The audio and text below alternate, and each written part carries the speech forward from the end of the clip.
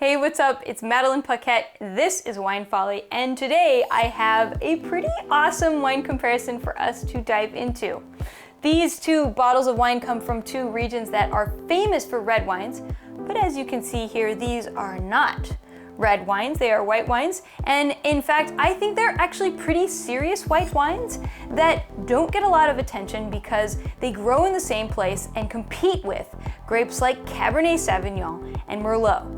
So let's dive into Sauvignon Blanc and Sémillon.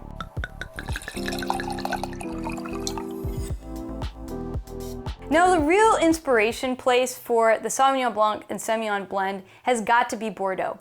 This region in southwest France is most famous for Cabernet Sauvignon and Merlot and blends made with those red grapes, but you'll still find a few plantings, less than 10% actually of the entire region, dedicated to white wine varieties. And one region that is particularly exceptional at producing these white wine varieties is a region that is unlike the rest in that area, and it's called Sauternes. Sauternes is an area south of Bordeaux that is along the river, and it's this like sloping area that goes along the river. And what happens is, around the time of harvest, this fog comes in. It absolutely wrecks the grapes with this mold called Botrytis cinerea, aka gray mold. You might know this mold affecting your strawberries in the fridge if you don't eat them fast enough, but on grape varieties, it actually does a magical thing. When the grape gets attacked by the mold, it causes the grape to shrivel up and produce a very small amount of liquid, which then when you ferment it, it actually kills off all the bacteria because it's alcohol, and you get this amazingly delicious, rich, sweet wine. So lo and behold, this region, Sauternes, which might have not been great for making wine, ends up being one of the most famous white wine regions in the world today. But conditions aren't always perfect for making the sweet wine. We don't always get the gray mold coming in. And sure enough, this producer right here actually produces a dry white wine with the same grapes that might go into its sweet wines. And that's exactly what I have here. Now, across the world, on actually the same latitude line, you'll find this bottle of wine. This producer, DeLille Cellars in Washington State. And if you don't know Washington, what we might imagine in our head is like something where it's raining and there's lots of beautiful green evergreen trees. Yes, it's like that on the western half of the state, but on the eastern half of the state where this wine comes from, it's very, very dry. Now, both regions are famous for Cabernet Sauvignon and Merlot and blends, but a few producers are staunch in making these white wines and produce them oftentimes fermenting in oak, which adds a layer of richness. And this richness is what I'm going for when I'm talking serious white wines. So there's your premise. Let's dive into these two wines and compare them.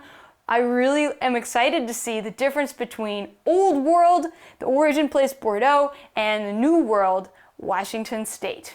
All right, wine number one. This is going to be the Chateau d'Oisy d'Agne, and it is 100% Sauvignon Blanc. Let's take a look at that color.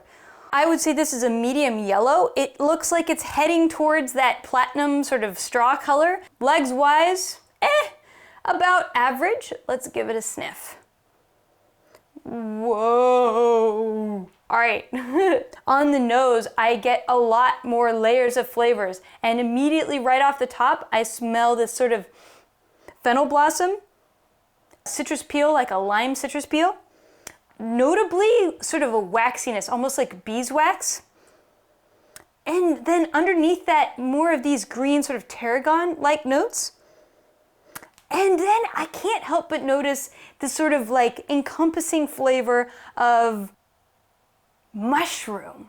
And this is a funny thing when I'm tasting white wines, especially from France, this process of winemaking where they call it reductive winemaking. You'll hear people say, oh, it's very reductive. What does that actually mean? Well, reductive is a process where we reduce the amount of oxygen being in the winemaking process. So when the wine goes into the bottle, it is got a whole bunch of compounds, including sulfur. It's naturally occurring in grapes and goes into the blend, and they are looking for oxygen molecules to sort of create these compounds as it evolves and changes in the bottle. But since there aren't any oxygen molecules available, it grabs a sulfur molecule instead. So when you open up this wine and you give it a whiff, right away you might get a mushroomy aroma. This smell of mushroom that I'm getting on this wine will probably actually burn off, or will it become less detectable with a little bit more time open in the glass. But that is definitely noticeable in this wine. It's almost like matchstick. It's just not quite, but almost. Let's give it a taste. On the palate, start of the flavor, really very much so in that honeycomb realm, right on the tip of my palate. Then it expands into the mid-palate, where I get this sort of waxy layer, but we're getting more of this sort of limey note on the mid-palate. So wax and lime, mid-palate, and on the finish, I feel it's a little bit of that reduction smell coming back out of my mouth. If I do retronasal, where you breathe in through your mouth and out through your nose, where it's a little bit hay-like. And that might be because I want to let it air out a little bit more, or it might actually stick around that way, and we'll see.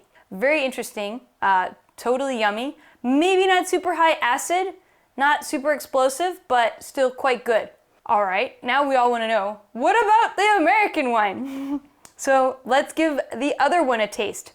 Now, this one, the Bordeaux, was 100% Sauvignon Blanc. This one happens to be only 69% Sauvignon Blanc, with a little bit, the rest of it being Sémillon.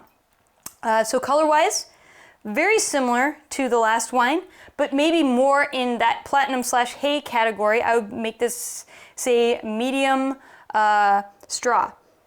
On the nose, whoa. What blows me away immediately about these wines is how similar they smell, despite the fact that they're from a world away. On the nose, definitely fennel blossom, like shockingly similar to the other wine.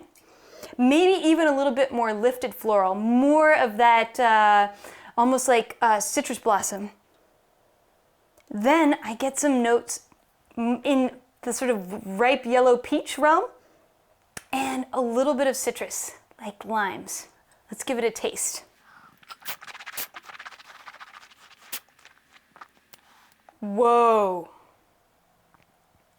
Again, front of the palate, a lot of sort of beeswax notes with a little bit of a tingle of lime. Mid-palate, really rich mid-palate, grows into your mouth, almost in the mango peach category.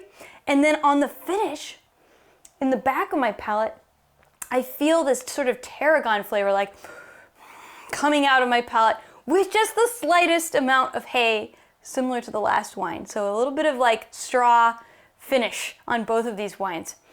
For me, this is actually really surprising because I was actually expecting these wines to be a world apart, and for the Bordeaux to have a lot more minerality coming through on the palate, and for the American wine, the Washington State wine, to be a lot less acidic and sweeter and fruitier. And yes, it is a bit fruitier. I did note more peach and that kind of a thing, but it's shockingly similar. And I would say the acidity in the Washington wine is maybe even a little bit higher than the acidity in the Bordeaux wine, at least in this particular instance. So we have two wines, both alike in dignity, from two very different places in the world, Bordeaux, Washington State, and yet a shockingly similar style comes through on the palate in these wines, and it's really, really delicious. I think for someone who loves a richer style of white wine, like a Chardonnay, an oak-aged Chardonnay, that kind of a thing, Sémillon and Sauvignon Blanc should be on your radar, especially if you like to eat things like seafood or crab or that kind of a thing. These would be wonderful wines paired with something like that. And I am just generally excited about wines and grape varieties that are lesser known in their region. So Sauvignon Blanc and Sémillon being the underdogs of regions known for red wine. So it's something to check out and to explore when you are digging. All right, tell me what you want me to taste next, and maybe tell me about a tasting experience you had that was awesome. And until next time, happy tasting. Peace out.